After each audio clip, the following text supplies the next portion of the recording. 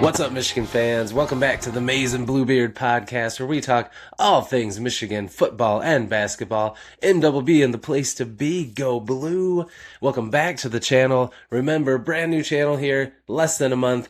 This community is growing quick, and it has been a blast getting to talk to all of you. If you have fun today and you have a good time, please consider subscribing and giving me a like. It helps the community grow, the channel grow, and you'll know when I have new content come out. Also, please leave a comment. I respond to everyone, and I have a blast talking to you down there.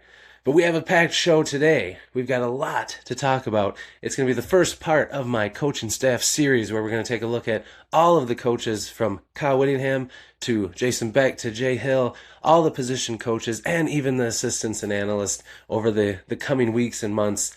So it's going to be a fun time. Today we're going to start with the man himself, Kyle Whittingham. And of course, I've got some recruiting news. We'll take a look around Michigan athletics and see how other teams are doing. And we will end, as always, with the results of yesterday's question of the day. All that and more on this episode of the Maize and Bluebeard podcast. Let's get to it. All right, so like I said, we're going to talk all about Kyle Whittingham to start it off. We're going to talk about his coaching history. We're going to talk about his playing history. And we're going to talk about some of the great players that he coached through his time and break it down, and I'm excited to bring it to you. And hopefully you enjoyed the video yesterday where I did my first of many position group breakdowns.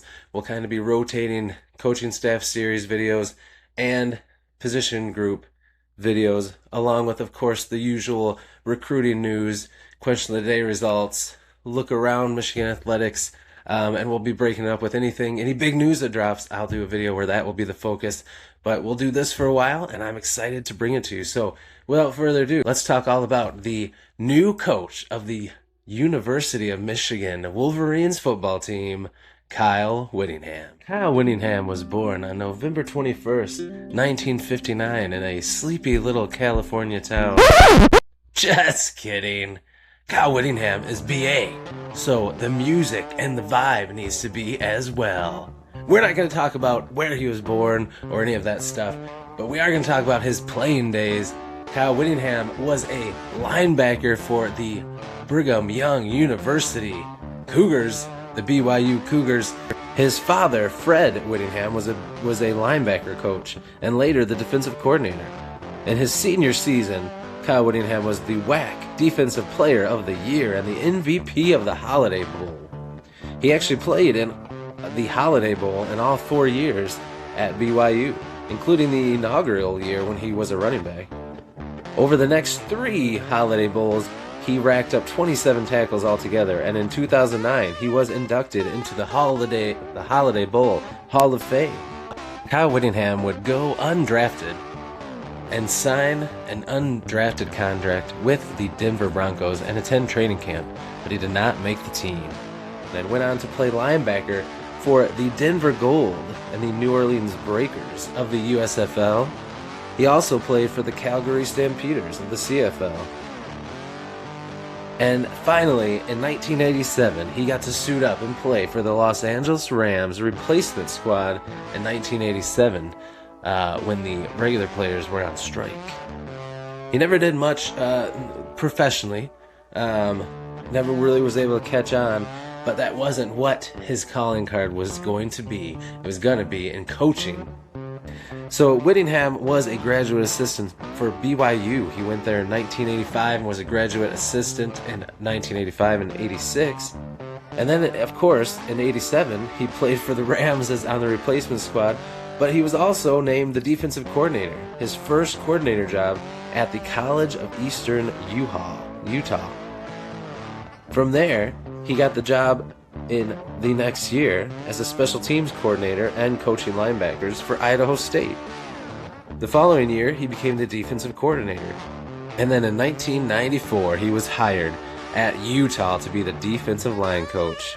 Over the next couple of years, he would become the defensive coordinator and work with safeties, linebackers, and he was the defensive coordinator for over 10 years.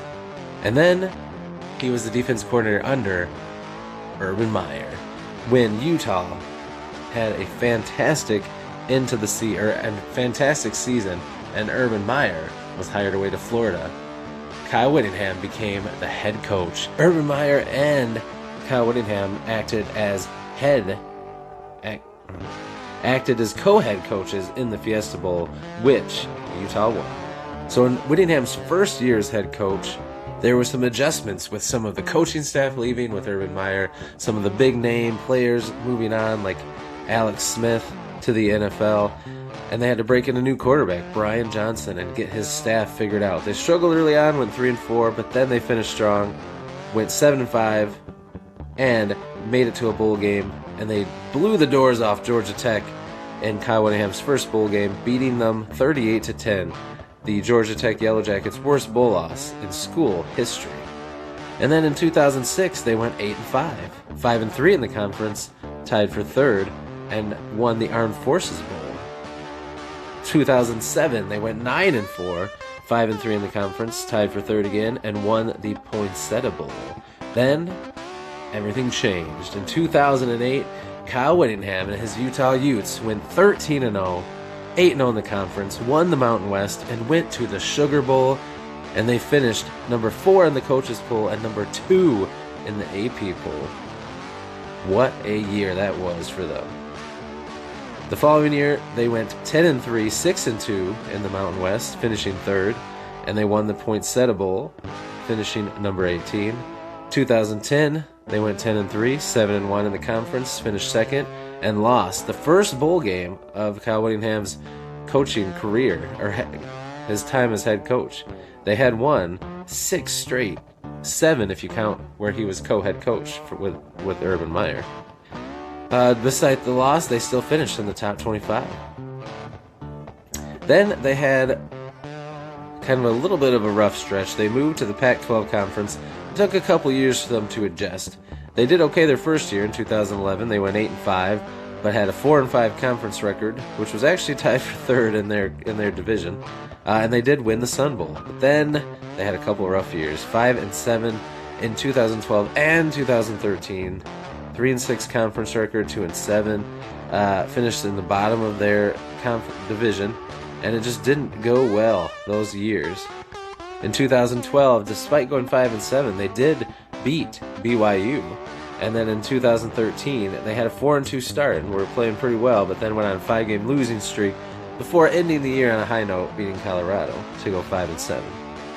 But then they came back, and in 2014, they went 8-4, and they beat UCLA and USC, and then they beat Colorado State 45-10 in the Las Vegas Bowl. In 2015, Utah started hot and got to 6-0 and a number 3 ranking in the AP poll before they lost 42-24 to USC. They finished 9-3 that year and made it to the Las Vegas Bowl, and they beat BYU, their rival, in the Las Vegas Bowl 35-28 for a 10-win season. 2016, Whittingham agreed to a contract extension through the 2020 season. And at this point, he had surged to the second winningest coach in school history, only behind Ike Armstrong. He led the Utah went 8-4 that year and made it to the Foster Farms Bowl against Indiana, which Utah won 26-24. 2017, Utah took a little step back. They went 6-6, but they made it to the Heart of Dallas Bowl and won 30-14. 2018, Utah finished 9-3, made it to the Pac championship game, but they lost to Washington. And then they did make it to the Holiday Bowl, but they lost that one as well. The following year, they had a great year in 2019. They started the year ranked number 14 and started 3-0, but then they lost to USC to fall to 3-1, and then they won 8 straight and made it to another Pac-12 championship game where they fell to Oregon. They made it to the Alamo Bowl, and they lost to Texas. In 2020, Kyle Whittingham was extended once again to 2027. And this was a COVID year, only a 5-game season. We all want to forget that year. But Kyle Whittingham and the Utah Utes went 3-2. 2021, they ended up starting off 4-3 and then ended up winning the 5 remaining games to close out the season, including a 38-7 victory over number 3 Oregon. And in that game, Whittingham became the winningest coach in the history of Utah football with 142 victories. With their 9-3 record, Utah made it to the Pac-12 championship game once again. And this time, in a rematch of the Oregon game, which they had won earlier in the year, Utah finally got their first Pac-12 championship. And they won 38-10. This qualified from the Rose Bowl game, where they lost to Ohio State, which we all remember that game. That was quite the back and forth exciting game. I remember that one. It was a lot of fun. They played really well in that one. 2022, Utah started off number 7 for their best, highest ranked start to a season ever. But it started off rough with a 29-26 loss to the Florida Gators on the road. And then they won a few in a row before losing to UCLA. And then another few in a row, including an upset over number 7 USC 43-42. They made it once again to the Pac-12 championship game and had a rematch against USC, and this time Utah got the better of them and won 47-24. They made it to the Rose Bowl game against Penn State, but were defeated 35-21. But they did win back-to-back Pac-12 championships. In 2023, they took a little step back, went 8-4, made it to the Las Vegas Bowl against Northwestern and lost.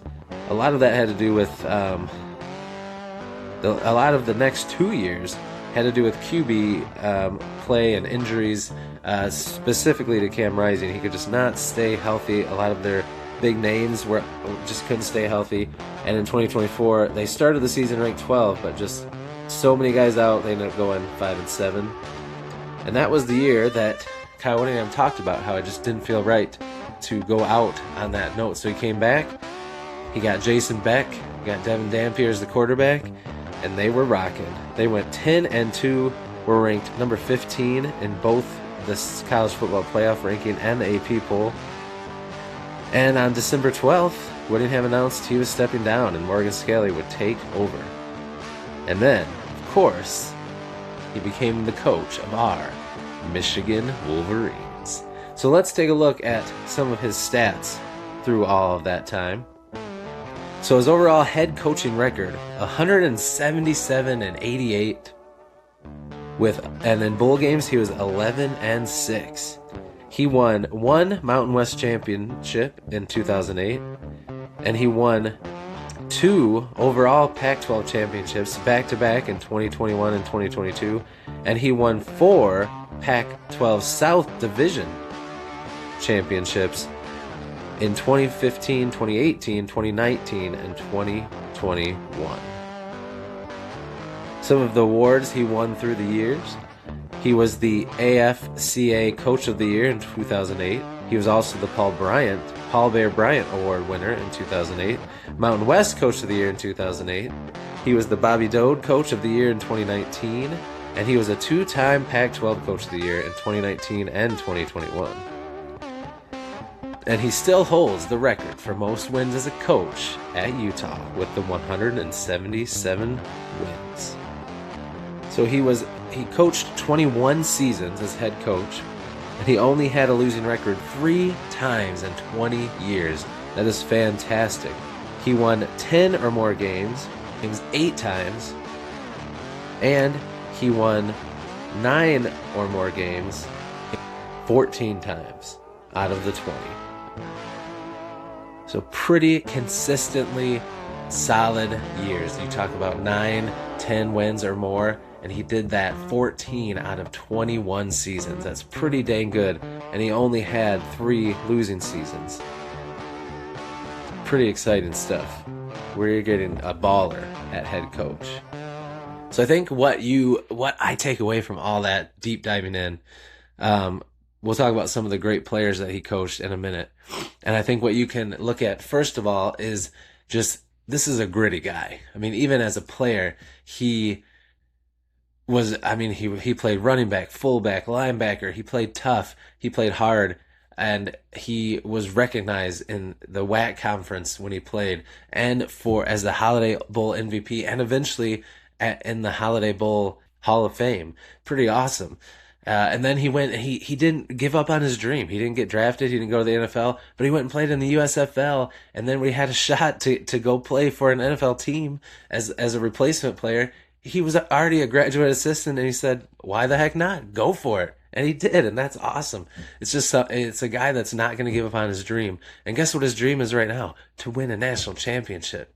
Because he tried his dangdest for 21 years, 21 seasons at Utah, and he had a lot of success, but he could never quite get over that hump because he couldn't get the types of players that he's going to be able to get at Michigan now. But he sure coached up those players that he had at Utah all those years. And you look at the years where they had down years and took steps back, and you can see every time why it was. Injuries, either to the quarterback or to the team captains or stars of the team, the guys that would carry them if they were hurting out, that happened. And if it was a deficiency on defense or offense, he made changes. He got new offensive coordinators, new defensive coordinators, switched up position coaches. And he has been one that talks about how he's always learning and trying to get better. He's somebody that would switch positions of players. Like, we need someone in this position. I think this guy could have some success there. Switch him to the defense, offense, back and forth. Like, he's willing to do what it takes to win, but he also is really good at connecting with players. He's a coach that players love to play for. I'm going to name you off some of the big names that he's coached through the years, and there's quite a bit. So let's get into that. Let's talk about some NFL players that Kyle Whittingham has coached. During his time as head coach at Utah, 56 of his players were drafted into the NFL. Some key ones are linebacker Devin Lloyd, tight end Dalton Kincaid, offensive tackle Garrett Bowles, quarterback Alex Smith, safety Eric Weddle, and cornerback Jalen Johnson. Also, running back Zach Moss, wide receiver Tim Patrick, wide receiver Britton Covey, safety Marcus Williams, linebacker Jordan Brooks, and defensive end Paul Kruger. So hopefully you enjoyed learning a lot more about Kyle Whittingham and his coaching history, his playing history. And I think, like I said, at the end of the day, we learn that we got a dog, someone that's not going to give up, that's going to keep trying to raise the bar and reach that next level and continue to succeed, and is never happy with not meeting the goals he sets for the season. And what did he say for this season? Bare minimum, make the playoffs. 10-2. That's what he wants to do. But he wants to win a national championship. So I'm excited to see what he's going to do. And he's already shown us with this coaching staff, with some of the players he's brought in, the job he's doing on the recruiting trail. He is not messing around, and I'm excited about it. Up in recruiting news, exciting news in the linebacker room as Michigan offered a linebacker recruit for the 2026 season, this recruiting season. Hopefully he will want to come. They had him in for an official visit. He had a great time. And I'm talking about a name you'll recognize, a last name you'll recognize, Indy Etta. And that's right, he is the younger brother of Eno Etta, and Michigan's making this a family affair. But they really like him. He's 6'1", 215 pounds. And let me tell you his stats. They like him as an outside linebacker or edge. And he recorded 68 tackles, 17 tackles for loss, and 10.5 sacks as a senior. Because his brother plays there, they are seen as the team to beat. So that would be exciting to bring another talented player into either the linebacker or edge room or both. Maybe he can take snaps of both and see which one he's better at. But even if he doesn't make an impact next year, they are really looking at just stacking up that linebacker room talent for the future. And there's no harm there. I'm excited about it. Indy Etta, hopefully, will be on his way to Michigan soon. He's been offered. We'll see what happens. 4-star tight end Grant Haviland was a tight end recruit that Michigan and many of us fans are excited about. He visited last summer. It seemed like Michigan was the top choice for him, but a lot has changed since then. Sharon Moore is no longer here. The coaching staff's different. Steve Kasula is no longer here. And a lot of people thought he was going to cross Michigan off his list, but recently he did say that he's still interested in Michigan. He wants to come back again for another visit. He wants to meet Kyle Whittingham. He wants to meet Freddie Whittingham and the staff and then that will influence his decision. So it'd be cool to get him back in the mix. He's a stud tight end, so I'm excited that Michigan is still in his list of teams to consider. He's not really leaning one way or the other with anybody right now, so we still may have a chance to snag a very talented tight end. Michigan also met with a top 100 receiver on Friday. We'll see how it went. I haven't seen anything about the players talking about how the meeting went, but they were planning to meet with him on Friday, and that is Tay Walden Jr. out of Tennessee. He is the number 18 wide receiver prospect right now, a top 100 recruit, and is pretty awesome. 6'2", 175, electric, tearing it up. He's got offers from a bunch of SEC teams, pretty much all of them. So if Michigan could swoop in and get him to be interested in coming to them, that would be pretty awesome. 2027 receiver, number 18 in the country. Keep an eye on it. And also, Gennaro Guilford is trying to work a little magic to flip a defensive back recruit, and that is Ace Alston. He visited him, and they had a great meeting together. Of course, Ace Alston is committed to Notre Dame, but his position coach, Mike Mickens, left for the NFL, so there's a chance he may not be so sure he wants to go there anymore. So we'll see. Recruiting season, it's a wild thing. Let's see what's going on for the other Michigan Wolverines sports teams. Michigan completed the sweep and beat Ohio State in hockey 3-2. Another great win for Michigan. They remain number 1 in the country, and they're gearing up for a strong finish to the season. So make sure you pay attention and support this fantastic ice hockey team that Michigan has. And hopefully we'll have a fun run to the Frozen Four. I remember some of those back in the day, especially that awesome shot where the guy did the wraparound with the puck on the stick. That was pretty sweet. Hopefully we can see something like that again. So keep an eye on this hockey team. And we might have a basketball team make it to the Final Four and a hockey team.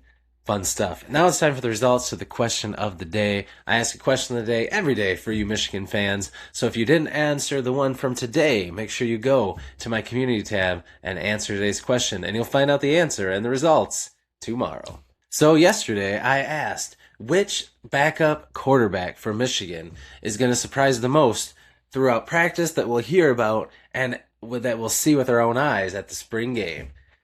Results are in, and here they are. And the winner was Colin Hurley by a wide margin, and I agree. I think he is going to surprise, and we're going to hear a lot of praise for him. I would agree with this order, too. I think Braden Fowler-Nicolosi is going to get a lot of love from coaches, and we're going to enjoy seeing him play at the spring game. And then I love that the next one up that got quite a few votes was Chase Herbstreit. I think it's going to be fun to see him get a shot and get some reps and see what he can do. And then we got, of course, the freshman coming in that I'm excited to see as well. Thanks, everybody, for voting. Make sure, again, if you didn't vote yet, you go do so now. That's going to do it for this episode of the Maize and Bluebeard podcast. Thank you again for hanging out with me. It means the world to me when you hang out with me to talk Michigan sports. I appreciate all of you. I hope you have a fantastic Sunday, but that's going to do it. So I'll see you in the next video. And until I do, as always, go Blue.